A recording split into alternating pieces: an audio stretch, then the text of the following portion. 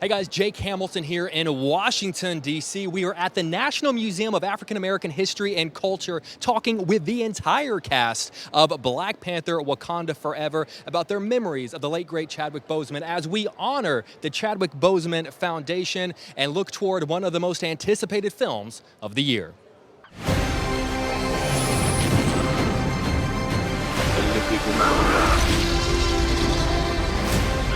Where we're going, we don't need roads.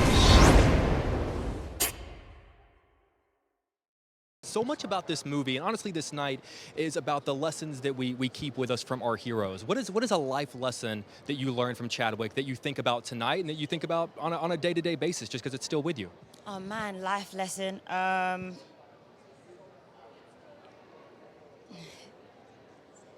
There's no need to rush. You can take your time to listen, to consider before speaking. He was just so wise. He never took up space in a room to make anyone else feel small. He was just considered and was really patient. That's a bunch of life lessons popped into one, but mainly just being patient and just waiting and just allowing yourself to just be present. There's so much. I can't just choose one.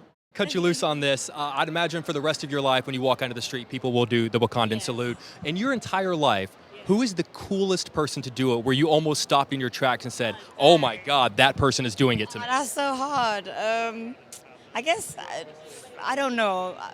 I saw like P. Diddy and Pharrell do it. Not exactly to me, but just witnessing them do it. Those are like the biggest icons in the world. I guess that was one of my favorites. Okay, first of all, that's pretty awesome. And then if you do see them, will you do it first or will you wait for them to do it I first? always do it first. It's such a spiritual, beautiful connection.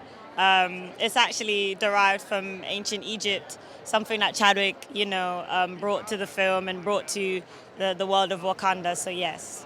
To start off talking, I kind of want to put a timestamp on tonight, like why we're here, the reason we're here, the museum and the foundation. So much of a night like tonight is to remember the great times we've all had with Chadwick. What's your favorite memory that you think of on a night like tonight when you're thinking back to all the amazing moments you had with him? Oh man, I have to choose one, huh? I would say that um, when we were promoting the last film, we were on our way to South Korea, dog tired, and I woke up from a nap on the plane and I looked over to Chadwick and he was reading a very dense book. And it was some book on African history of some kind. And I was just like, wow, you're reading this at this hour? Like, what's going on? And he was really engrossed in it. And we ended up having a long conversation about what this moment of sharing Black Panther with the world meant to us, what it meant to our people. And it was just a really a lovely conversation. And it was just a reminder that Chadwick was always learning. He was never tired of learning. And he brought everything he learned to his work. He studied humanity. And so, yeah, that's a fun memory. A lot of people are talking about you returning to the role and you playing this role again, but the character has changed so much since we last saw her that it doesn't feel like the same character that we saw in the first film. So even though you've played this role before, is it kind of like starting over and playing an entirely new character? Because it doesn't feel like the same character at all because she's grown so much. Well, I don't think it's starting over. I think it's allowing character to evolve just as much as we allow ourselves to evolve. And Ryan gave us an opportunity to really grow as characters. He wrote characters that were in a different stage in their life, and that's what you're feeling. But hopefully there's a through line because, like who we are doesn't need to be who we always are. We get to redefine ourselves as we move along, and hopefully that through line tells an interesting story. Whenever I see all of you together, I just think that is one of the most supportive, loving, and honestly hilarious cast whenever you're all together at one time. If you wouldn't mind, what is the Black Panther text thread like? Who texts too much? Who doesn't respond? Who's the android? Like, what does that text group look like? Well, I text, and I'll wait. I'll give it. would say that I'm the most um, punctual responder. I've exercised a lot of patience hearing from some of my castmates. Who takes the longest to respond? I would say Letitia. Definitely Letitia. You know I'm going to tell her that whenever I see her. You can tell her. She will admit it. She knows. She knows. Now, I'm going to cut you loose on this. There's a really beautiful moment where your character talks about conversations that she had with T'Challa before he passed. We never see them. We never know what was said. But in your mind as an actor, I'm not asking you to tell me what those. Do you come up with them? Do you envision what those conversations were, just for your own peace of mind as an actor? Absolutely. You're so good in this. Oh my God, you're so good. You're fantastic. Please tell the producers. I'll tell everybody. Tell everybody. I'll Thank scream you. it from the mountains. Thank as you. as M'Baku would say. I just kind of want to timestamp where we're at right now. We're in D.C. We're at this beautiful museum. We're honoring the Chadwick Boseman Foundation. I know you didn't get the chance to necessarily meet Chadwick Boseman, but what are some of your favorite stories you've heard about him from the cast? And what's something you wish you could have asked him or talked to him about? There was a bunch of stories about him, but you know, the beautiful part of all of this is it was the spark in the eyes of the people when they were talking about him. That spark for me was like, oh my God, this man has to be a giant.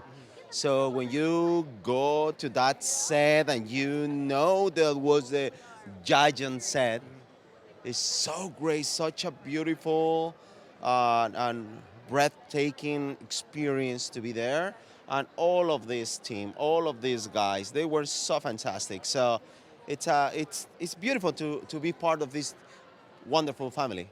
15 years into the MCU, we've seen so many different antagonists, different performances, different intentions and motivations. So it's hard for an actor to do something first. What is something you wanted to bring to this character? Because I don't want to use the word villain, so we'll say antagonist. What is something that you wanted to bring that maybe we haven't seen in the MCU yet?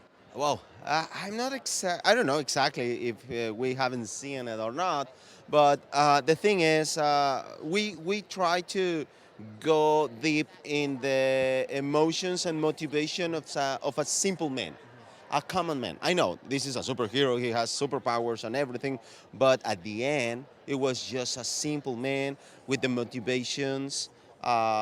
Human motivation, protecting his family, protecting his people, protecting his heritage and culture, and that's it. And I think in that point, you know, with those motivations, everybody can feel identified. And I think that's the secret and the key of this character. You know, everybody can embrace the same motifs. Yeah. So, really quick before I let you go, who in the MCU do you most want Namor to meet, just to see how he would respond to that person? Oh, I mean, it would be great to meet Iron Man, you know, Black Widow. I think will be great. I admire both of them, and yeah, and those characters were so good. As are you, my friend. An honor, Thank my you. friend. So, congratulations. You're so good in this. Congratulations, man. Good to see you. Honor to see you again, man. How are you? Good to see you. You have such a beautiful line in the film, show them who you are. And I want to put that in the context of why we're here tonight. At the National Museum of African American History and Culture, we're honoring the Chadwick Boseman Foundation. Thinking about him looking down on this tonight, how does this event, the foundation, the film, show him who you all are? Oh, well, I think, that we want to be here for his foundation, that he was a big part of who we are, and we are still, in this, on this journey together, even though he's with us in spirit. But it's a part of his legacy. It's going to touch others, just like his image on that screen made such an impact. The Queen has such an interesting dynamic in this film in that in some moments she needs to be the Queen, and in some moments she needs to be Mom. I know for a lot of these young actors, you are their Queen. They worship you. But thinking about everything that you all had to endure together, were there moments on set where you needed to be strong and needed to be the Queen, and then were there moments where you needed to be Mom in a way? Absolutely, moments, vacillated between the two. In the big scenes when we were all together, it's like, I'm sitting upon this throne, so I have to bring everything that I have up to this moment. And then, of course, we're very emotional. Some of our, cast members were very, felt so deeply. And it's how do you process and use that and maybe put it in the work and put all those feelings that's so true and honest instead of trying to get rid of them or push them to the side. Sometimes you can use them for the good of the work. So I was there for that also. And then we also had young ones who, individuals who are new to this MCU journey and new to Wakanda. And so it was about embracing them and welcoming them. And that's what a mom does. I'm going to cut you loose on this because I can't let you go without asking about the "Have I not given everything" speech. It was so real, it was so honest, it was so visceral. Was there any part of Angela Bassett in that scene? Is there any part of you getting out what you were feeling in that moment? Because it just felt so real. Oh, it's a life. Here we are in this nation of Wakanda, and this character has lost her loved one, her husband, to her, and to violence. A lot of it to violent measures. Her son, Speaking of the character, so thinking about that and thinking about at times the things that go on in our nation, it resonated. Good to see you again, man. How are you? Absolutely. So good to see you. You don't want to know how tall I am? No, I'm 6'8", by the way. I'm gonna guess. I'm thinking 6 feet. That's exactly right. No, I wish, man. I would go. 5'10"? Yeah, sure. On a good day. On a good day. All right, man. I want to sort of put a timestamp on why we're here. We're honoring the Chadwick Boseman Foundation, this incredible museum. A night like this is a great opportunity for the family to get together, and everyone shares a story and shares a laugh about Chadwick Boseman. Just kind of all your great memories. When the family gets together and everyone's sharing a great story, what's the story you love telling about him? I love telling, and I've told it a million times of my final callback, which was the screen test for the movie. And Chadwick and I are doing our scene, and it's going really well. And the producers just say, "Can you guys wrestle around a bit?" And without hesitation, we start like grappling and wrestling, and I split my pants open. And my beads, I was wearing like wrist beads, and they go everywhere, and we all bust out laughing. And he's like, "I think this guy's the one. He's the one." And I said, "If I don't get this job, you need to buy me new pants, for the least." Well, a night like that, I love that you're laughing because obviously there's a degree of grief for something like this, but honoring the foundation and honoring this museum, it should be a joyous experience in a lot of ways. Would you agree? I think, the memories that you have of that person, a lot of times, especially a person like Chadwick, is filled with a lot of joy. And I think one of the best ways to remember him is in joy and with joy. And I think that's what we're doing here tonight. We're remembering him, honoring him. This movie does that, from start to finish. And there's nothing else that feels more right than that. This is the fourth time you've played this character because I'm going to count Endgame. What is the most important thing that you've held on to over the 4 times, and what's the most interesting thing that's changed over the 4 films? So, the through line with him is that he's a really honorable man and that he's a stress test. So he stress tests every situation to make sure that they deserve to be where they are. One.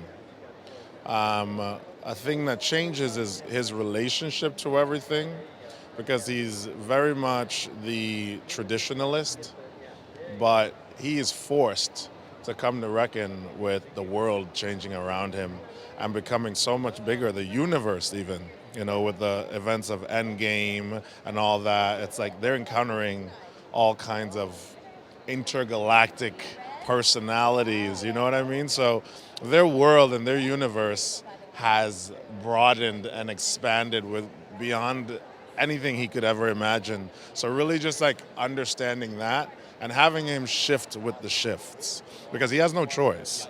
Once you encounter a Thanos, you can't just say, "Hey, I'm in the mountains and I'm only about the mountains now." He has to be bigger. He has to really see what things can be. To your point, and I'll cut you loose on this, one of the things I most love about the character is his reactions to people. Like, I just want to throw people in front of him and see how he responds. Who was someone in the MCU he hasn't met yet, but you were dying to know what his reaction would be to that person? Well, he actually has a honorable mention of the Hulk. And I think he's very much aware. So we haven't seen him meet the Hulk, but he's gone into battle with the Hulk. When the events of, which one was it? It wasn't Endgame. Infinity War. Infinity War, where everyone came to Wakanda to fight. So he's seen what that, can be. What is M'Baku's reaction when Bruce Banner turns into the Hulk? Oh my God. Is that man green? Wow. It's like he's He's very straightforward to what he sees. Yes. Hey, Winston, thanks for always being so kind, man. Good to see you, man. Bless you. Hope you're doing well. All right, take care, man. So good to see you. You too. You have a beautiful line in this film where you ask the question, do you still have some fight left in you? Putting a timestamp on tonight while we're here, the foundation and the museum, how much of everything about tonight is about remembering to continue to fight and how Chadwick would want you all to keep fighting? That is, it's a great question. That really is who he was and the legacy that he left for us. And the reason why this film was made was because he really he signified that. And when Ryan said, we're going to do this because that's what I know he would want, it really is about that continued fight that he showed, that he exhibited in his work and in his struggles, and that we know he wanted us to do as well. So the fact that this is happening, seeing his name like that as a part of this foundation in the Smithsonian, I mean, it just means everything. It's just so him. It's actually so him. So it feels really right. I'm going to cut you loose by just shifting gears for a second, but got to talk about the film because I want to talk about the fight training that goes into this. You don't forget all of that on the last day. It's still there with you. If you were to go out tonight and someone started some stuff, would we see the general come out? Like, is it applicable in real life? Like, how much of that training stick with you today? It is applicable. It is applicable. You are learning how to wield a weapon. Sadly, I don't have vibranium at my disposal, so I don't know if I can pack as much of a punch no matter what I try. But there are definitely moves that you are learning that are about taking somebody else out. So it is in the body. It's inside me somewhere. Don't tap her out. Don't bring her out of me. So if someone's out there and they see you, don't start stuff. I'm trying not to start stuff. I don't want nobody to start stuff. She's in there somewhere. It's a Disney film. Let's keep it family friendly. Exactly. I'm trying to keep it PG-13. You know what I'm saying? An honor, sir. I'm such a huge fan, man. Thank you for taking the time. Yeah. So much of the film, and really tonight, is about both a celebration and honoring him, recognizing that we lost Chadwick Boseman, but then also it's about picking up and moving on. As a storyteller, what is the balance between using the film to honor him, to honor who he was, but then also recognizing we've got to keep fighting, we've got to keep moving forward? I mean, that's what he was all about. You know, Chad, that was how he lived. You know, he understood the value of the moment that he was in historically. But also was constantly on the go, constantly pushing. So I think it's not like two different things. You know what I'm saying? We met Chadwick through doing the work of making the first Black Panther, forged an incredible relationship through there, and learned about him and how he lived his life. And so when we lost him, it only made sense to try to follow in his footsteps. He was a guy who led by example. You know, and we were trying to follow that example. Talking about the film, I'm just continuously in awe at the emotions that you're able to pack into these films. So I have a bit of a chicken or the egg question for you as a filmmaker. Do you start with the emotions that you want us to feel and then craft it into a superhero film, or do you start with a superhero film and then put the emotions in? That's an interesting question. For me, I tend to like start with questions, you know, the questions I think that we ask ourselves as creatives, and I got a lot of collaborators that I work with, you know, Joe Robert Cole, my co-writer being one of them, Nate Moore and Kevin Feige are my producers, and a lot of other folks, and the actors eventually when they become involved. But we just ask questions and we say, hey, are we getting to the truth of this question? You know, and I think if you can pull from a type of truth, then the audience will recognize it, and then they'll have an emotional response to it. And now, everybody's emotional response will be different. So it's actually I don't aim for a particular emotion. You know what I mean? It's more focusing on the question. I'm from Chicago. And man, dude, we are jacked about Ironheart. We loved Riri in the film. We love the shout out to the Bulls and everything. I was wondering, as the storyteller, it was important to integrate our city into who she was. It's all over her dorm room, and obviously you guys are filming Ironheart in our city as well. Absolutely. I have family from Chicago. It's one of the proudest places in the country. You know what I mean? Like, you know, Chicago folks, they love their sports, they love their food, they love to tell you how great Chicago is. You know, and they have a warmth and a toughness to them. And a grit that just comes from being from the Midwest and like having a chip on their shoulder. We wanted to capture all of that. You know, we thought that was present in publishing in our character. We wanted to really focus on that as an identifier for her, you know, moving forward. It's going to be a big part of the series as well, I'm assuming. They're filming right now. Yeah, they are there right now. It's going to be a big part of the series, and I'm really looking forward to what the filmmakers are doing over there. It's exciting stuff. If you guys need Riri's best friend, who's a reporter, I'm just saying. I'll let Sarah know to keep you in mind. All right, man, I appreciate All right, bro. Thank you for your time, man. I thank you.